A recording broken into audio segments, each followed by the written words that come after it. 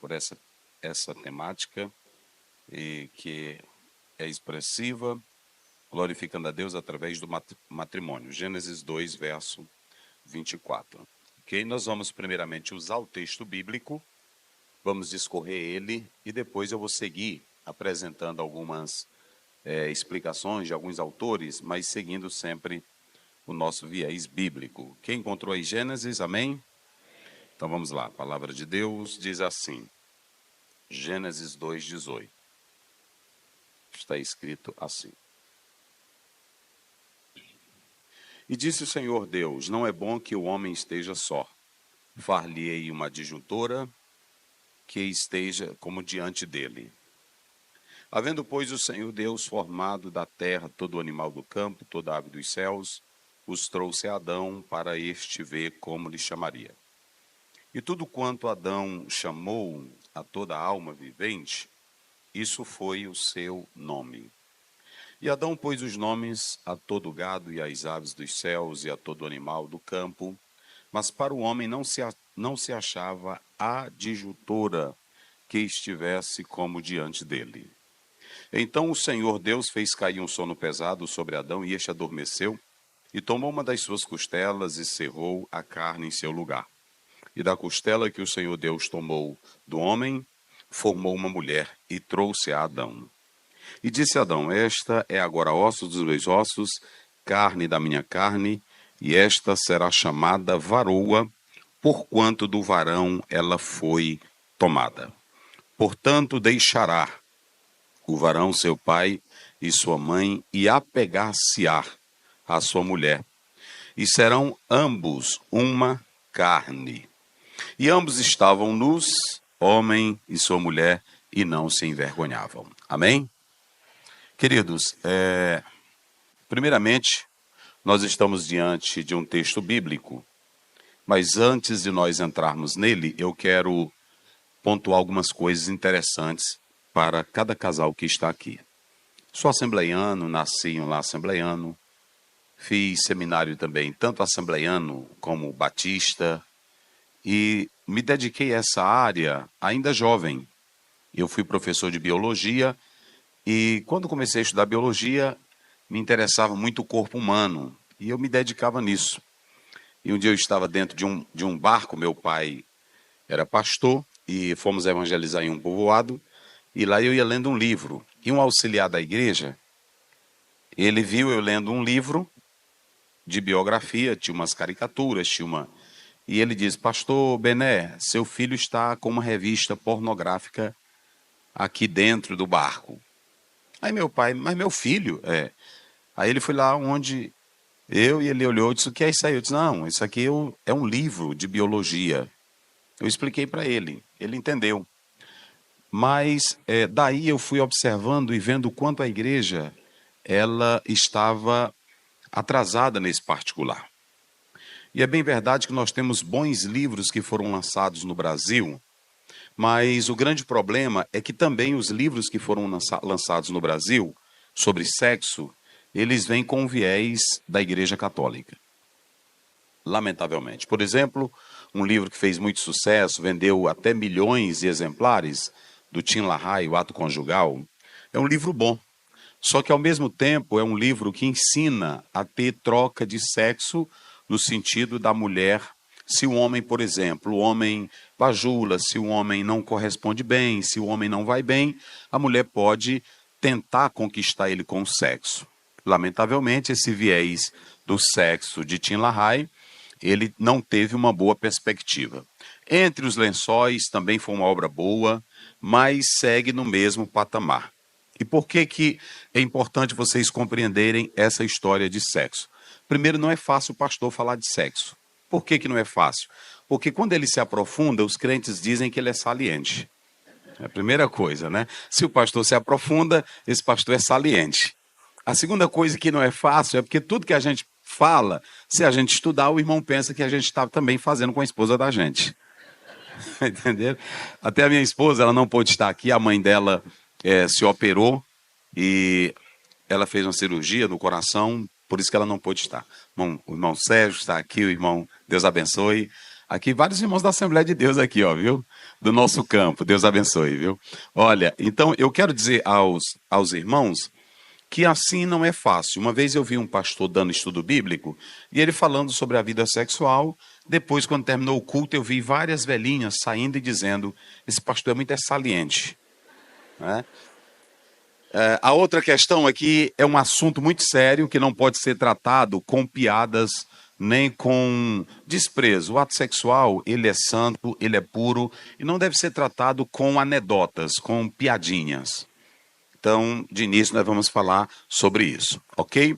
Mas antes de nós começarmos, a sexualidade bíblica, ela é algo real, gente. Primeiro, a sexualidade, dentro do contexto bíblico, se nós vivermos ela, nós seremos grandemente abençoados. E quando nós olhamos para a sexualidade bíblica, é muito importante olhar para o que a Bíblia está dizendo, porque cada povo, cada nação tem a sua sexualidade. Ou seja, cada país, cada povoado, cada cidade constrói a sua sexualidade. É claro que o corpo do homem e da mulher, como dizia Santo Agostinho, misturado com matéria e espírito, esse corpo ele tem respostas. E cada cultura busca responder de uma forma. Por exemplo, o Egito, nunca as mulheres tiveram problema com sexo, nem com o homem. As mulheres eram fortes. Lá no Egito, elas exerciam o poder da feminilidade dela, do corpo dela, de maneira livre, em especial exibindo a sua beleza. Então, quando nós falamos de sexualidade, tudo que está ligado ao prazer, ao desejo, faz parte dessa contextura.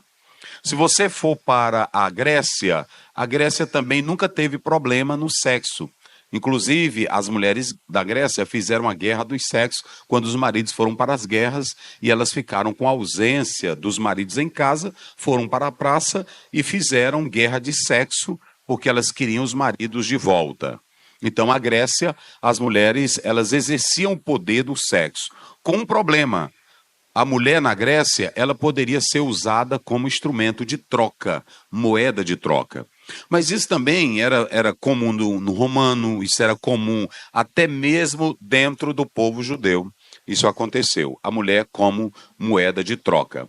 Quando se fala que Salomão teve 1000 mulheres, não está se dizendo que ele era casado com todas ou que ele fazia sexo com todas. Na verdade, tinha mulheres que eram doadas por reis, príncipes, como uma forma de bajulá-lo, de agradá-lo. Mas não quer dizer que ele fazia sexo com todos, porque um homem só pode amar uma mulher. Ele pode gostar de várias, ele pode andar, mas o coração dele é preso só em uma mulher.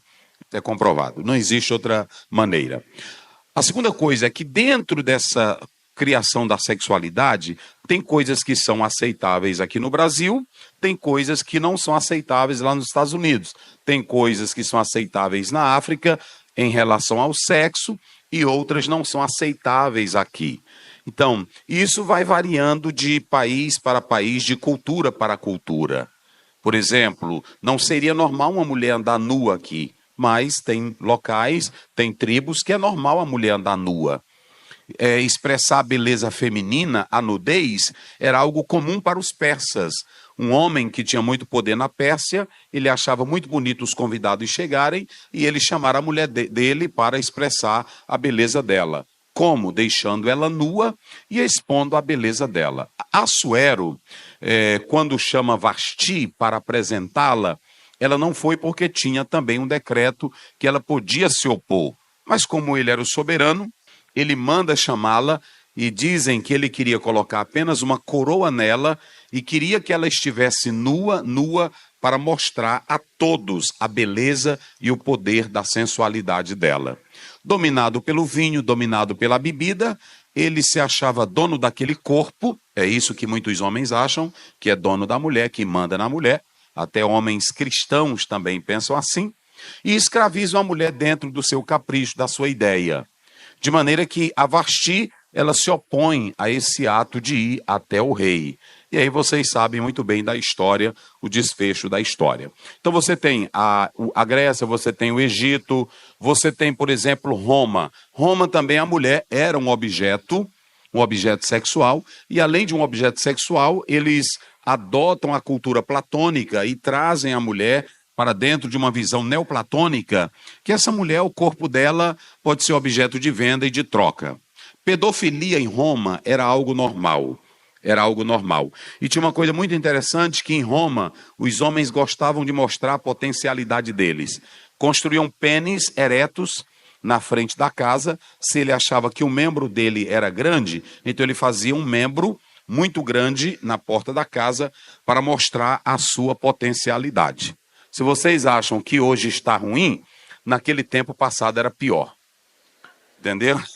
Então eu quero dizer para vocês, não pensem, hoje melhorou. Com a vinda das constituições para cada país, isso melhorou muito, porque a distribuição do poder, aquilo que veio lá do iluminismo, foi muito bom para nós. Tem coisas negativas, mas tem muita coisa positiva. Por exemplo, lá atrás, quando se praticava autotutela, lá atrás, quando o homem tinha um poder soberano, ele fazia o que ele queria.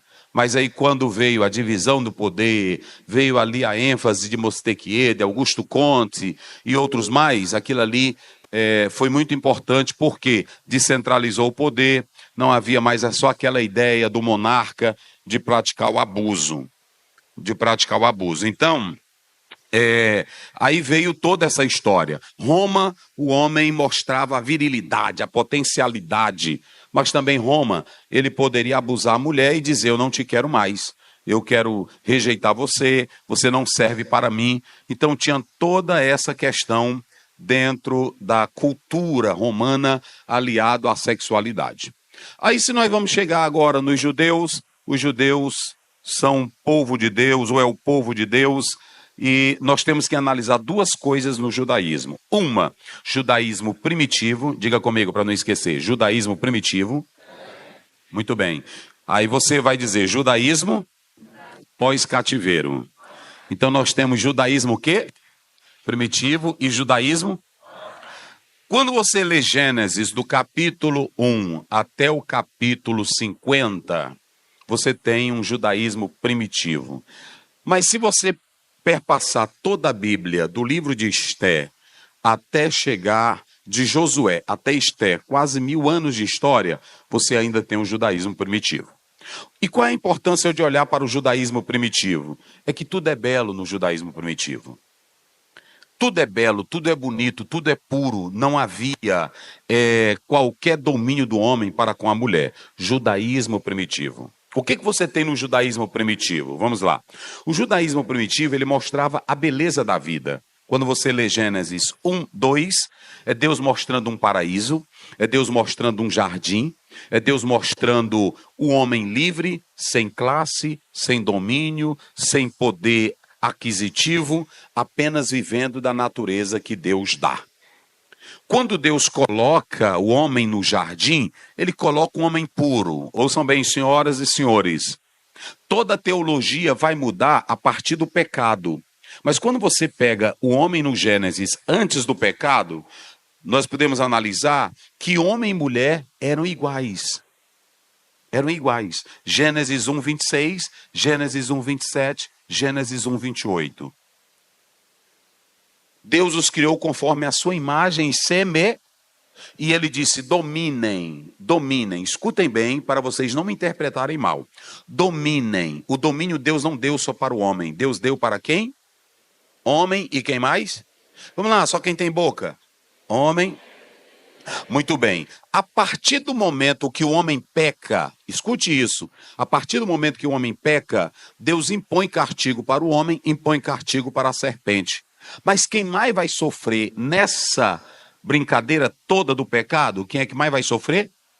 A mulher, são vocês mulheres. Cadê as mulheres? Coitada de vocês, minhas irmãs. Quem é que vai sofrer mais? Só as mulheres. Quem é que vai sofrer mais? Por quê? Porque Deus vai dar 2 castigos para a mulher. 1, castigo físico. Você dará luz com mais dores. 2, castigo de sujeição. O teu desejo será para o teu marido. Então veja que a partir de agora, quando ela quebra, porque o que a mulher fez? A gente chama aqui, ela ultrapassou os limites, ela pulou os limites. Como ultrapassou os limites, o Senhor Deus impõe essa regra. A partir daí, todo relacionamento do homem muda para com a mulher. É a partir daí que toda essa grosseria, que toda essa maldade vai entrar para atingir quem? A mulher. Mas Deus é tão bom para vocês que durante esse tempo todo, senhoras, os homens judeus massacraram vocês. Aí Deus disse assim, mas ela pecou, eu vou fazer uma coisa diferente. Como ela pecou e levou o homem a pecar, eu vou restaurar a imagem dela. Sabe o que que Deus faz? Faz Jesus nascer sem a participação do macho. Entendeu?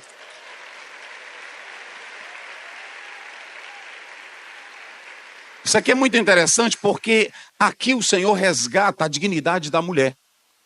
Ele diz assim, se os homens andavam fobando, principalmente no judaísmo, eles andavam se orgulhando, e o apóstolo São Paulo escreve, a mulher pecou e não o homem, mas aí o próprio Senhor Jesus, ele dá dignidade à mulher. E Deus diz assim, eu vou fazer nascer Jesus sem a participação do macho. Do macho. Olha, escute isso aqui. Sem a participação do macho. Aí Deus faz isso. Aí o apóstolo São Paulo depois volta atrás e diz em Gálatas 3:28, em Cristo não há escravo, nem livre, não há judeu, nem gentil, não há macho e nem... Ele volta para o Gênesis. Porque de onde é que a mulher é tirada?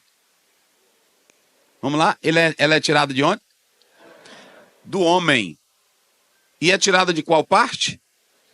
Vocês já viram aquela expressão que mulher doce é osso duro de roer? Não está errada não, porque vocês foram feitas do tisselá. Tisselá é a costela. Por que não fez do barro? Fez da costela. Porque a costela é um pilar. A costela é um pilar. Sabe quem é que sustenta? É a costela.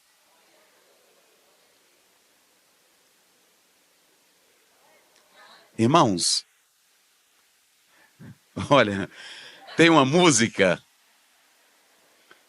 de um poeta, eu também nem sinto muito, porque depois o pessoal diz, o pastor gosta de ouvir música. Mas quando você pega aquelas músicas das 7 mulheres mais lindas do mundo, aquilo ali é uma poesia, só que é uma poesia verdadeira. O que seria do homem sem a mulher? O que seria do homem sem a mulher? O que seria do homem? Eu estou mostrando em cada cultura. Agora, prestem bem atenção uma coisa. Prestem bem atenção uma coisa. Quando você olha para a cultura judaica, no Gênesis, o sexo é lindo. Um jardim maravilhoso, banhado por 4 rios, pérolas, bidélio, a palavra bidélio lá é pérolas, ouro para todo lado. Olha o que tinha no jardim. Sem poluição ambiental, a glória, pássaros, a fauna, a flora, tudo maravilhoso, tudo glória. Quem era que estava dando tudo isso para o homem? Vamos lá, quem estava dando? Mas tem uma outra coisa que o homem tinha, domínio de tudo, sem preocupação, sem trabalho, sem perturbação.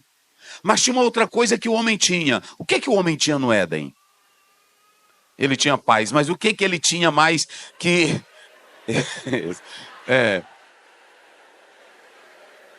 que Santo Agostinho dizia, até que nós retornemos para aquele que soprou em nós a sua imaterialidade, a vida, nós não temos vida verdadeira. Ou seja, tinha uma coisa que no Éden o homem tinha constantemente. O que ele tinha de modo ininterrupto? A presença de Deus. Então olhe para cá. O que ele tinha lá? Vamos lá? Ele tinha o quê? Jardim. Ele tinha o quê? A beleza do jardim, a glória do jardim. Ele tinha tudo. Mas aí quando você vai para o verso 18, o que a Bíblia diz? Que o homem se sentiu como? Só. Então, escute bem aqui. É aqui que a igreja, ela se perdeu. A igreja católica, a igreja Assembleia de Deus... Eu não sei bem a teologia da quadrangular. Mas a igreja Assembleia de Deus também se perdeu. Se perdeu no quê? Na questão sexual. Nós não temos um livro no Brasil sobre sexologia. Nós temos manuais que falam de membros sexuais. não há nada que ensine a pureza do sexo como deveria ser ensinado. E aí a igreja perdeu nisso, os líderes perderam nisso, porque deixaram de falar aquilo que era bom da parte de Deus. Existem 3 coisas que Deus dá para o homem. 3, homens, não se esqueçam. Deus dá 3 coisas para nós. Primeiro, diga comigo, trabalho. Está lá em Eclesiastes 5,18. Trabalhar e gozar do trabalho é a coisa que Deus dá melhor para o homem. Então, Deus não quer preguiçoso. Deus não quer malandro. Deus quer macho que trabalhe. Até a mulher, ela se sente orgulhosa de estar ao lado de um macho que trabalha. Que ela olha, cabra velho duro, aí é pesado, tem pegada. Não é assim? Se ele não for macho, se ele não for macho, veja que quando Deus coloca Adão no Éden, ele coloca um ser que domina, que dirige, que põe nome. Eu vou já falar sobre isso. A segunda coisa que Deus dá para o homem é amor. O homem tem que amar. O homem pode ter palácio, o homem pode ter carro, o homem pode ter glória. Mas se ele tiver trono, se ele tiver jardim, se ele tiver poder, sem rainha, não vale viver. Entenderam? Olha, escutem, não adianta, homens, escutem. Vocês sabem, Snookel, um padre que escreveu uma obra, e eu fiquei muito admirado que esse homem não era casado, ele adotava o celibato, mas ele escreveu uma obra sobre sexo, eu creio que por pesquisas, mas além das pesquisas, ele foi muito praticista nesta obra dele. E o que acontece? Snookel, ele fala isso nesta obra. Prestem bem atenção. O homem pode ter o carrão que ele tiver. Ele pode ter o poder que ele tiver. Ele pode ter a conquista que ele tiver. Agora preste bem atenção. O homem só chegou até aqui. Escutem essa. Escutem todos. O homem só chegou até aqui por causa de uma coisa. Quem pode dizer?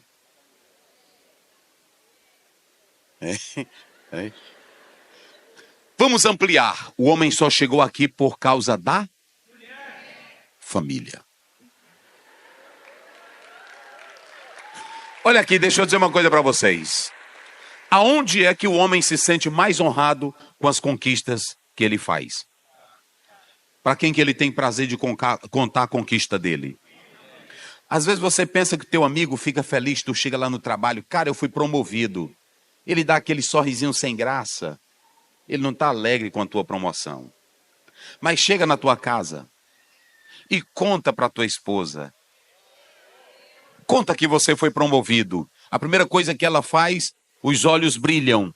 E ela diz, eu sempre acreditei no seu potencial. É assim ou não é? Você é o homem da minha vida. Você é a pessoa que eu mais confio e admiro.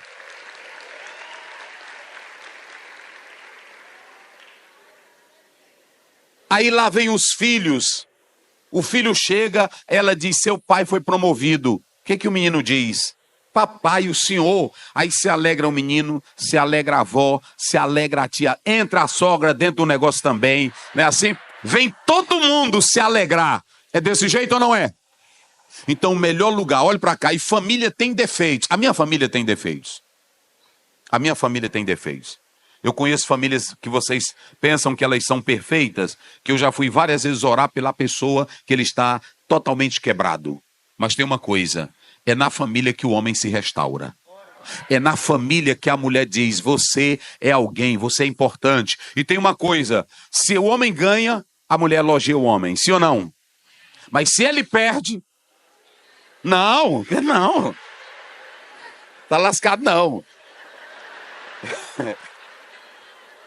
Se ele perde, olhe para cá, se ele perde, quando ele chega decepcionado, envergonhado com os amigos, envergonhado da empresa, quando ele ganha, ele quer ir pro bar beber. Ele não vem para casa logo se alegrar com a esposa.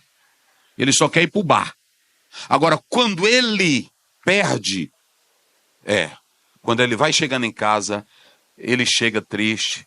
Me diz o que foi? Não, é porque lá eu pensei que o diretor da empresa, ele não deu as horas para mim. Ela disse, é porque ele não sabe ainda o que ele está perdendo, porque você, é assim ou não é?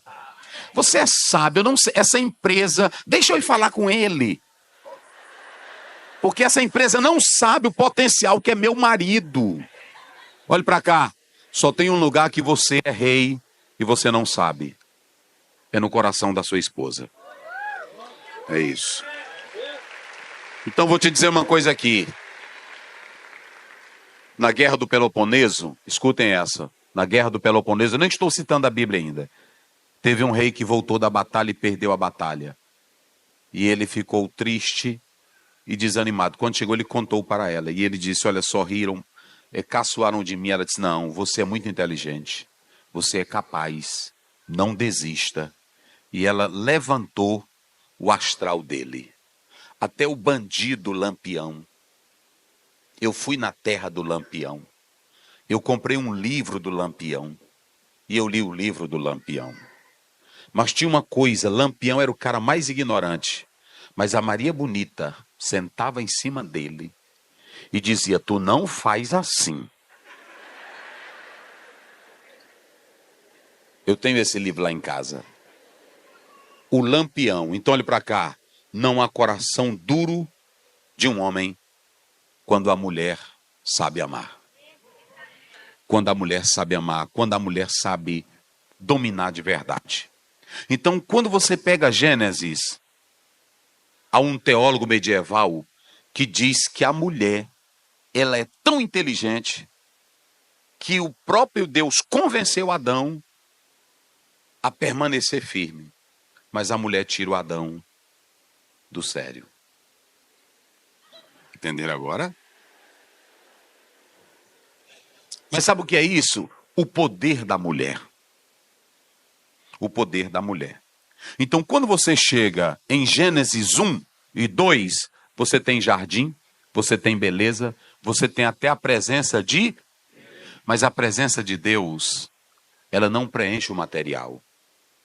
Ela só preenche o espiritual. Por que ele se sente só, se ele tem Deus, se ele tem glória, se ele tem maravilhas? Aí eu acho lindo, agora vamos lá para a Bíblia. Aí eu acho lindo quando Paulo escreve em 1 Coríntios 7, para acabar com o problema, ele diz assim, olha o que Paulo aqui acaba com toda a teoria de pastor radical, de pastor fechado, de pastor retrógrado. Escute, ele diz assim, mas por causa do quê? Quem se lembra o que Paulo diz? 7, primeiro, mas por causa, ele começa dizendo, bom seria se o homem não casasse não. Bom seria se o homem não tocasse em quê? Por quê? Olha, ele disse que ele ia servir ao Senhor de corpo, alma. Quem acha que ele está certo? Olha, irmão. Quem acha?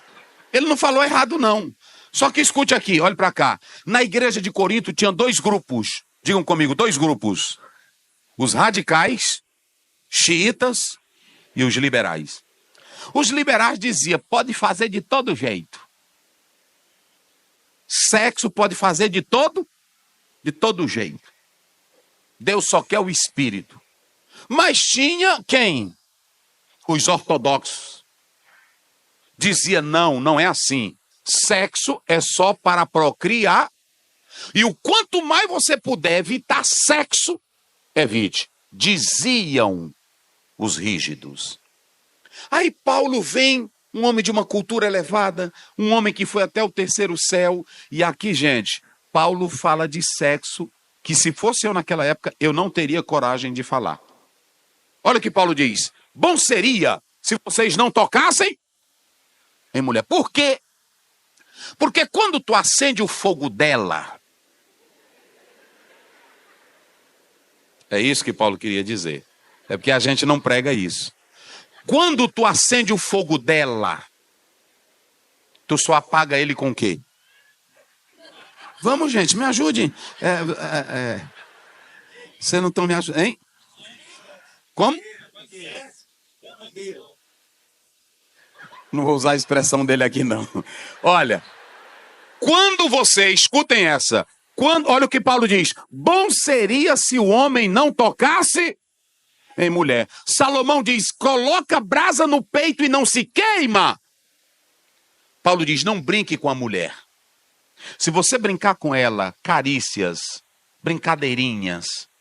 Eu vou te levar no emprego, os dois, né? São colegas. Tu já vai para casa. Eu te dou uma carona. Faça isso não. Faça não. Faça isso não. De madrugada, a tua colega ligou para ti. Atenda não. Atenda não. Não atenda não. Um dia desse eu estava em casa, 2 da manhã o telefone tocou. Aí eu fui olhar, porque eu deixo assim, porque pastor não pode dormir, que os crentes o dia todinho. Aí eu botei aqui do lado.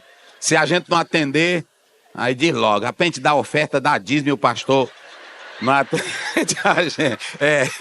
Aí pronto. Então meu telefone é ligado 24 horas. 24 horas. E eu botei aqui, de madrugada, minha esposa dormindo, e aí o telefone tocou. O telefone tocou, eu olhei. Uma moça bonita. Meu Deus do céu, o que é essa irmã? Aí eu desliguei e botei pra lá. Deixei.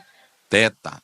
Quando foi lá para 9 horas, antes, no café, eu chamei minha esposa. Ontem essa irmã me ligou, ela pegou aqui e disse, o que ela queria? Eu disse, não atendi. Pergunte para ela o que ela quer. Aí eu liguei para ela.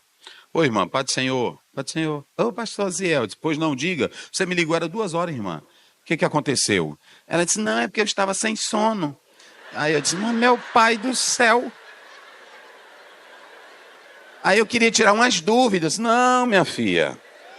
Faça isso não. Quando você estiver assim, vá orar, vá... Então, mas veja bem, porque olhe para cá. Escutem, gente. Escutem. O poder de uma mulher é tão forte. Escutem essa. O poder de uma mulher é tão forte. Há um autor mundano que escreveu, não vou aconselhar vocês a comprarem esse livro. O que é proibido? Ele diz, o poder da mulher é pior do que qualquer droga. Tem homens que têm ministérios bonitos, casamentos bonitos, vida bonita, mas o poder de uma mulher, a sensualidade dela, a voz dela, e quando ela está louca por você, aí é que ela sabe fazer. Salomão diz em Provérbios 5, ela te leva para o matadouro, sem tu saber. Entendeu? As coisas.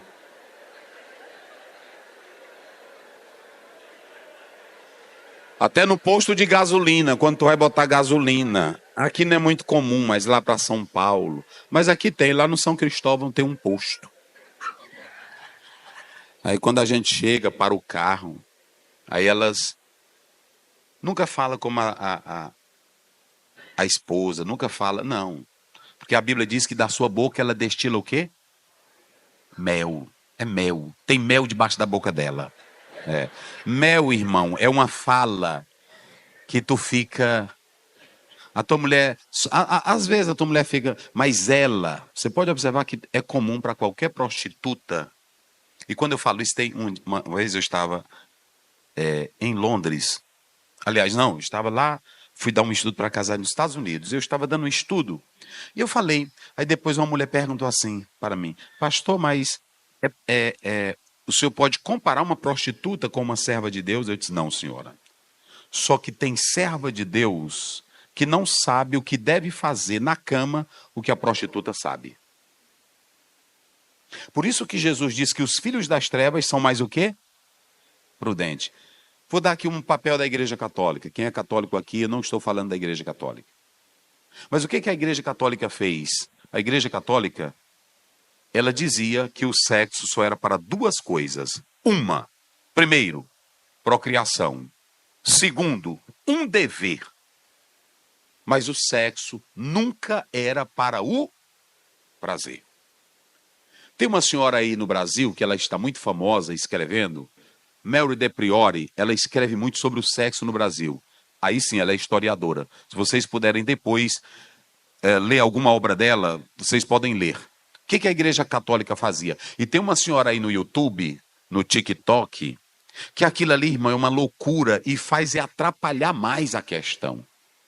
A gente leva na brincadeira, na piadinha, mas aquilo ali vai entrando, dizendo que a mulher não pode gemer, dizendo que quem botar várias posições na cama vai para o inferno. Aí você fica ouvindo aquelas brincadeiras, mas a sua filha está ouvindo. E nem todo mundo tem a mente instruída para o sexo. Mas de onde veio a ideia? É dela? É não. A Igreja Católica. Os bispos diziam e ensinavam que se a mulher gemesse na cama, ela ia arder 7 vezes mais no fogo do inferno. Então, irmã, eu não sei como está teu grito. Eu só quero te dizer que eu vim te dar uma boa notícia. Pode gemer, pode gritar. Não tem nada a ver isso aí, gente.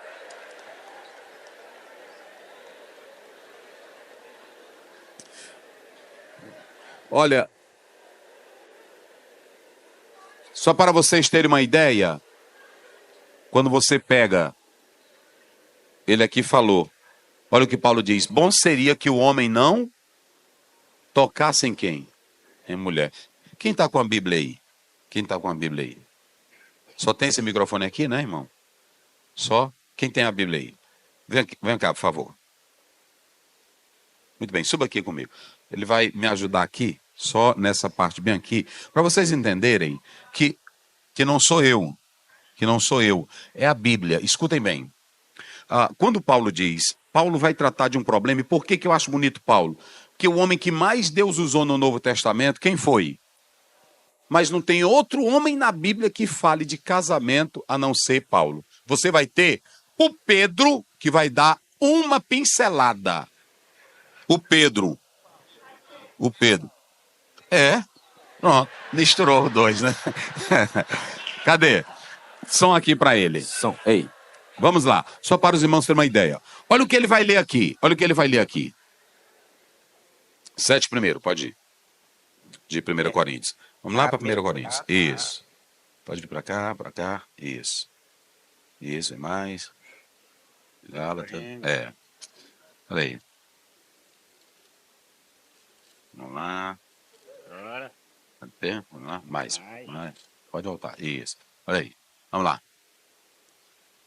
Quanto ao que me escreveste, é bom que o homem não toque em mulher. Informaram para Paulo que tinha irmã na igreja que não estava mais querendo deitar na cama com o marido, que não estava querendo fazer mais sexo, e levaram muito esses problemas. E que tinha irmão dizendo que o melhor era adotar o celibato. Ou seja, todos ali, eu falei dos dois partidos, cada um querendo se esconder. Um atrás da religião e o outro no liberalismo. Aí Paulo, ele está sugestionando, bom seria, é hipotético, ele está dizendo, bom seria se o homem não... Irmão, só que Paulo é muito inteligente. Aí ele diz, olha o que Paulo, vírgula, o que ele diz? Mas por causa da impureza... Para aí. Aqui Paulo, ele erra. Por que Paulo não disse? Por causa da igreja. Por causa do Espírito Santo. Por causa da evangelização. Não pensem em mulher. Não se voltem para a mulher. Jejuem. E tem muito cabra ruim. Lá na igreja tem um agora que a irmã me chamou. A esposa foi lá. Disse, pastor Ziel, meu marido agora, ele está inventando o jejum toda semana. E quando eu trisco nele, ele diz, eu estou em consagração, minha velha. Aí eu disse, como é, irmã? Já chamei. E agora, pastor Ziel, ele disse para mim que acha que não é correta essa vida. Olha, irmão, esse cara, ele é tão malandro. Eu disse, você é a primeira esposa ou é a segunda? Ele disse, eu sou a segunda. Eu disse, esse cara quer lhe largar, irmã. Ela disse, como, pastor Ziel? Sabe o que ele estava inventando? Dizendo que a Bíblia diz que quem está no outro casamento está cometendo Adultério. Eu disse, ele não sabia que você tinha sido casada lá atrás? Sabia. E por que que agora? Quantos anos? 5, 6, 7, pastor. E por que que agora ele está com isso? Há muitos crentes que inventam a religião e a fé e não querem assumir seus compromissos verdadeiros e ficam com desculpa de poder de Deus, de unção de Deus e de revelação divina. Cada coisa no seu lugar. Eu fui aqui na casa de uma irmã, até um empresário. E aí eu cheguei lá na casa dela e disse, conversando, eu na mesa, eu aqui no meio, ela aqui do lado e ele aqui do outro lado. Aí ele disse, pastor, eu lhe chamei aqui porque essa mulher não libera para mim. E eu disse, irmã, e por que que a senhora não libera para ele? Ela disse, e eu aqui no meio, ele aqui do lado. Pastor, esse meu marido, ele é um sem-vergonha. Eu disse, pode dizer, ele é um sem-vergonha, ele é não sei o quê e tal. Aí ele